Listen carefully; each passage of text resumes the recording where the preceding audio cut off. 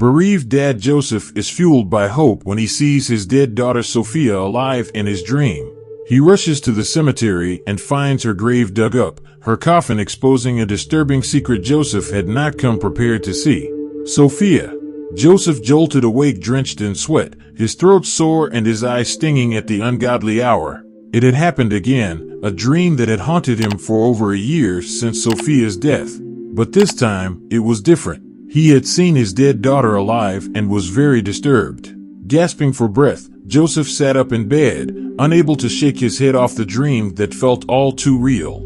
In it, his beloved Sophia was standing before him in a cloud of mist, calling out his name, asking him to help her. With trembling fingers, Joseph reached out for a picture frame on his bedside table and gazed at it for a good long 10 minutes.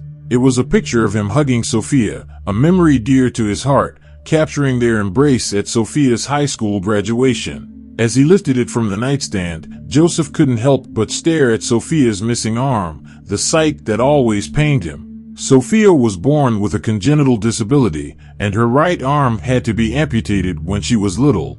The memory brought tears to Joseph's eyes, and after a long, sleepless night, he knew what he had to do. Something's not right, I can feel it. My daughter's trying to tell me something. I need to visit her grave first thing in the morning, he whispered to himself. At the break of dawn, Joseph got dressed quickly and drove to the graveyard, his heart pounding hard. As Joseph made his way to the cemetery, he quickened his pace, and a strange feeling grew stronger in the pit of his stomach. Sophia's chalk-white face that he'd seen in the dream remained glued to his mind. What was she trying to tell me? Or is my mind playing tricks with me? Joseph tried to push the strange thoughts aside as he marched towards Sophia's grave with a bouquet of her favorite pink roses in his hand. But as he drew closer, Joseph sensed something was wrong. Oh my God, what the hell? How could this happen? Who would do such a horrible thing? He gasped. The ground around Sophia's grave had been freshly dug, and her coffin was ajar, offering Joseph a glimpse into something he should have never seen. Jesus, what on earth? How could somebody just break open my daughter's grave? Joseph paused as he leaned forward to take a closer look. Tears streamed down his face as he fell to his knees, unable to comprehend the horrific scene before him.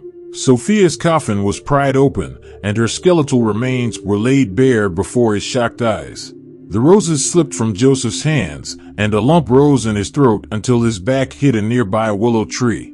As he tried to make sense of what he was seeing, his gaze drifted back to Sophia's mortal remains once more, and he noticed something odd that made the hair frizz up on his neck. Joseph rubbed his eyes and looked again, disbelief etched all over his face. He wondered if he was hallucinating. But as he looked closer, he noticed that the skeletal hand resting on Sophia's chest was indeed a right hand, the one she had lost in her childhood. How is this even possible? He choked. How does Sophia's body have two hands when she's supposed to have only one? Joseph's heart throbbed. Without a second thought, he bolted from the cemetery, his booted feet pounding the pavement as he raced to the local police station. He burst through the door, demanding to speak with the detectives on duty. Officer, you have to help me. I need you to come with me, Joseph panted as he approached the inspector. My daughter's grave has been dug up in the cemetery. And there's something you need to check. The inspector looked up at Joseph, unmoved by his statement, and raised an eyebrow skeptically. Oh, not again. We've had a gang of tomb raiders operating this year. They've been digging up graves to loot valuables, mostly targeting the graves of married and old women. I'm sorry for what happened, but we're doing everything we can to catch these rogues. But that's not the point, Inspector, Joseph interrupted, pulling out his smartphone from his pocket. Look, I took a picture. My daughter Sophia's body has two arms, Inspector. But she only had one arm her whole life. Her right arm was amputated when she was 5. The inspector's jaw dropped in disbelief as he grabbed the phone from Joseph's hand and gazed at the picture. This is indeed strange. One arm, huh? Are you sure about? Oh, come on, Inspector. Of course, I'm sure. I know what she looked like, Joseph gave a frustrated reply. She was my daughter. I raised her for 25 years without her mother. No, Mr. Brent, did you attend the funeral? Asked the inspector, eyeing Joseph suspiciously. Joseph's face fell in despair. No, I couldn't make it. Tears welled up in his eyes as he spoke. See, the thing is, I was on a long sea voyage when Sophia died. My son-in-law called me in the middle of the trip to tell me that she had passed in a car accident. And when I got back, it was already too late. Everything was over, and her husband had already buried her. Are you sure about your son-in-law? The officer's voice took on a slightly skeptical tone as he stared into Joseph's eyes, his brows furrowed in doubt. Well, yes, I think so. Dave and Sophia were happy together, but something doesn't feel right, Joseph answered, uncertainty cloaked in his eyes. We'll contact you when we catch the robbers, the inspector declared. There's nothing much we can do. Right now, ignoring the weird detail about the arm, it just looks like another grave robbery. We'll call you if there's some lead, but I can't promise anything right now. Joseph left the police station with a heavy heart, disheartened by the officer's dismissive attitude toward his daughter's case. He knew he had to take matters into his own hands if he wanted to get to the bottom of what had really happened to Sophia. I can't just sit around and wait for the police to solve this, Joseph mumbled as he walked down the street. To them, it's just another ordinary case. Not to me. It's my daughter we're talking about. I need to find out what really happened to her. Joseph hopped into his car and drove down the winding road to Sophia's ex-husband, Dave's house, his heart racing with anticipation. Joseph anxiously stood on the patio, ringing the doorbell another time, and Dave answered the door, looking surprised to see him. Oh, Mr. Brent, hello. I wasn't expecting to see you. Is everything all right? He uttered, his voice slightly shaking as his eyes darted around. Hey, Dave. I wanted to talk to you about something. It's about Sophia. Why don't we go inside and talk? Joseph noticed the agitation in Dave's eyes, but ignored it as he gestured towards the living room. Yes, of course, Mr. Brent. Please come in. Feel at home. Dave stepped aside. I visited Sophia's grave today, and I found her grave dug open, said Joseph as he leaned forward, his stare fixed on Dave's face. Can you tell me about her burial? Dave puckered his lips as he rose to his feet in shock. What? Her grave was dug open? Oh my God, I can't believe it. I had arranged for a proper burial for her. Why would someone do such an awful thing? I don't understand either. I just spoke with the inspector. I reported what I saw at the station. Dave, we all know Sophia had only one hand, but she had two hands when I saw her body in that coffin. How's that even possible? I don't know what you're talking about, Mr. Brent. Dave's eyes widened as he nervously stammered, taking off his glasses. That's crazy. He continued nervously, I saw Sophia's body in the casket with my own eyes. It all happened so fast. The funeral was simple, just family and friends attending. And you couldn't make it because you were on a cruise. I don't know how such a thing is possible. I don't know what's going on either, Dave. I really don't get it. As Joseph made himself comfortable on the couch, he took a moment to look around. He noticed the room was prim and proper, with family photos on walls and shelves. Your daughter has grown so big, he said, pointing to a photo of his granddaughter Ava on the wall. Yeah, she's 3 now. Dave nodded, looking worried. As Dave continued talking about his plans to send his daughter to school, Joseph's gaze shifted to photos of Dave with another woman on the wall. One looked like a wedding photo, and he was stunned. Oh, you got married again? Joseph spoke, lifting a random picture frame of Dave's second wife off the shelf. You didn't even invite me to your wedding, huh, Dave? Yes, Mr. Brent, the wedding was a few months ago, on the beach. It was a bit rushed, and I couldn't invite many people. Unfortunately, you were away on a trip, so I couldn't extend a personal invitation to you. Dave was fidgety as Joseph cast another look at the picture, adjusting his glasses. She looks a lot like Sophia. What happened to her leg? Is that a prosthesis? Where's your wife now? I don't see her around. Well, Merlin can't walk. Yeah, that's her prosthetic leg. She's not home anymore, Mr. Brent. Merlin died in an accident 2 months ago. What? Oh, I'm so sorry for your loss, Joseph paused. How did it happen? I'm still in shock, Mr. Brent. It's been really hard for me, you know. She died in an accident on her way back from a walk. The funeral was at the cemetery nearby. I just visited today morning. I'm still not out of it. A chill ran down Joseph's spine as he connected the dots in his head. Sophia had also passed away in an accident, just like Dave's now late second wife, he pondered. All right, Dave, I should get going. Stay strong. I'll see you around. And tell Ava Grandpa had come, okay? Joseph embraced Dave before leaving his apartment. 2 wives, both disabled, and dead in the same freakish way? Something feels terribly wrong. Or am I overthinking? Joseph was confused and decided to investigate further on his own and find out what had really happened. His heart raced as he crept through the dark cemetery that night with a shovel in his grip. Joseph knew what he was about to do was insane and could land him in hot waters. But this was his only chance to dig out the truth. Which one? God, where's the tomb? He said she passed away 2 months ago. Joseph paraded through the row of graves, looking for the tomb that belonged to Dave's second wife, Merlin. Finally, after a long search, he stumbled upon a gravestone with the epitaph of Merlin's name along with Dave's family name on it. The tombstone looked new, and even the date of death matched the date from 2 months ago. This is it. This is the one I need to dig out, Joseph exclaimed. He rolled up his sleeves as he knelt beside the grave and began spading mounds of earth. The earth was hard and dry, making it difficult for him to toil all alone. But Joseph didn't give up. He kept digging and digging for hours, the silence of the grave shattering by the shovel's sharp strikes. Jesus, what am I doing? I hope nobody catches me doing this, or I'm in hot crap. Joseph could feel his gut churning with fear and disgust as the shovel stroked the coffin with a heavy thud. After struggling with the rusted hinges, Joseph wedged the shovel into the small crack and pushed down with all his might as the lid popped open with a loud crack.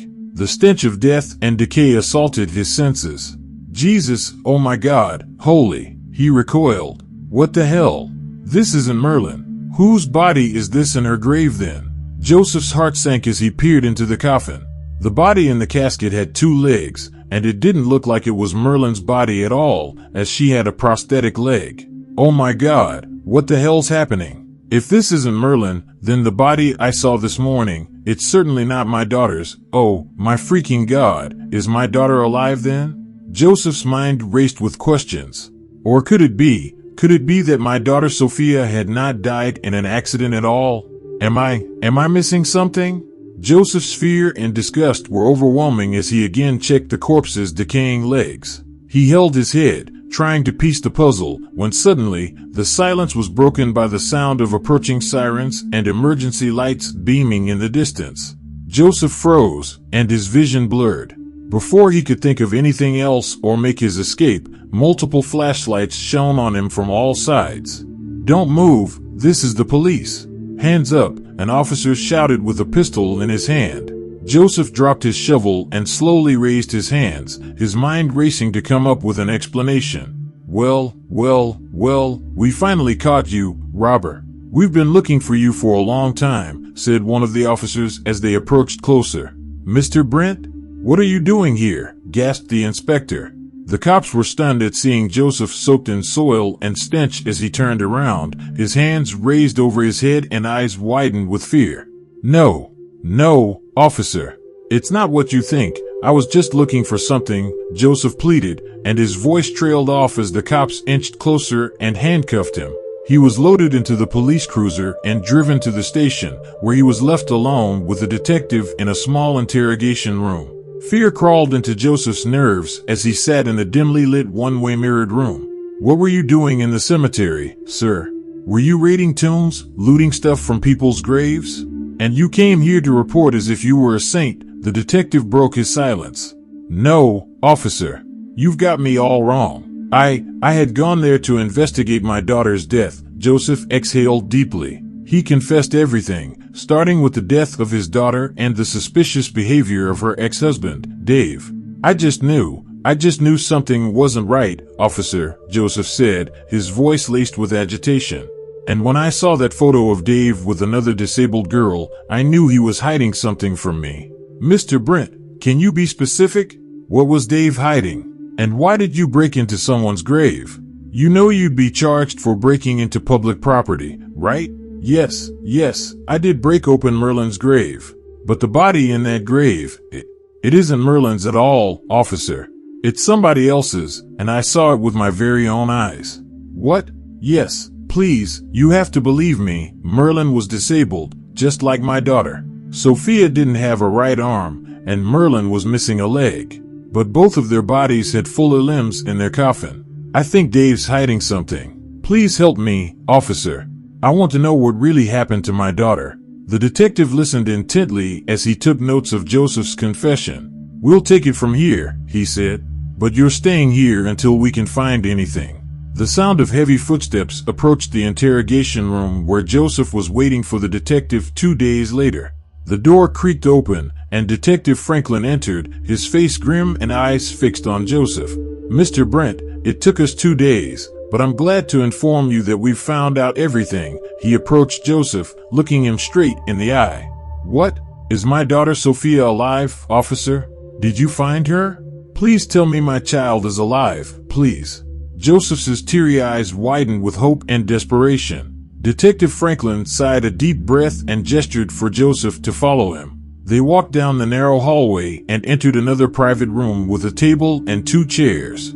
Joseph sat down, his hands trembling as the detective stood across the table, his expression grave and sorry. Mr. Brent, I want you to calm down first, he broke the silence. Your daughter is dead. It's been over a year since she died. But she didn't die on the day you were told she died. Sophia had passed a week earlier.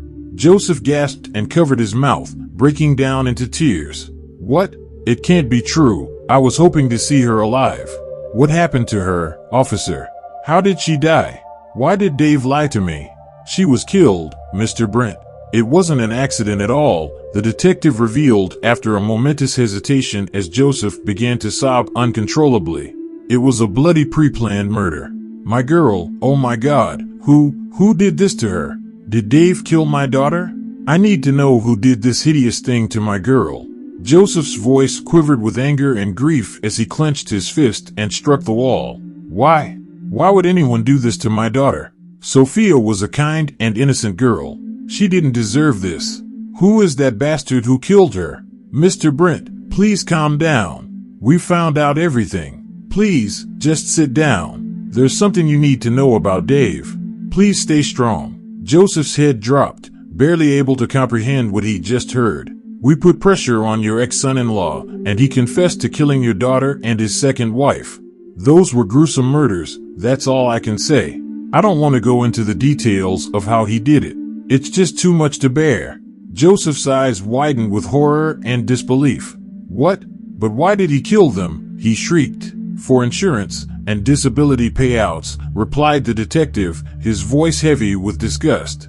And Dave was not alone in all of the heinous things he did for money. He conspired with a morgue worker and a pathologist. They helped him swap the bodies of Sophia and Merlin with the bodies of homeless orphans about the same age as your daughter and Merlin. Joseph's face twisted with anger as he rose to his feet, his jaws clenched. What on earth, officer? How could they do that? And why did they switch the bodies in the first place? So that nobody would suspect anything and to keep the police from opening a case, revealed Detective Franklin. Apparently, Dave was a con man who targeted women with disabilities. His victims were young, single women who felt lonely without anyone to love. He preyed on their vulnerability, deceived them, trapped them in his love, and married them. And once everything was in place, he killed them for their disability benefits and insurance. Joseph sunk back down into his chair, tears streaming down his face. How could he do this? But how come nobody found out? Dave organized all the funerals as discreetly, quietly, and quickly as possible so that no one would suspect anything, the detective added. Shocking, but true, none of the victims' parents or close relatives were at the funeral. Oh my God, so that's why even my daughter's funeral was rushed when I was on a cruise and couldn't make it, Joseph pondered, the realization hitting him like a punch to the gut. I'm afraid so, yes. Officer, where's my daughter? What did that scoundrel do with her body? Unfortunately, we're yet to find where your daughter is buried, Mr. Brent. Dave said he buried her somewhere in the woods near his house. We'll let you know once we get there. Joseph could barely breathe as he tried to process everything. We're glad we caught the criminal before he could con more innocent women. Dave and his accomplices will face many years in prison for murder, conspiracy, and financial fraud. "You're free to go, Mr. Brent," said the detective, unlocking Joseph's handcuffs. Joseph walked out of the police station, unable to pull himself to believe his daughter was gone. The world seemed to spin around him, and as he walked past the florist, he paused at seeing a bouquet of pink roses Sophia had adored. Thank you for watching this video. And if you enjoyed this story, don't forget to like and subscribe for more.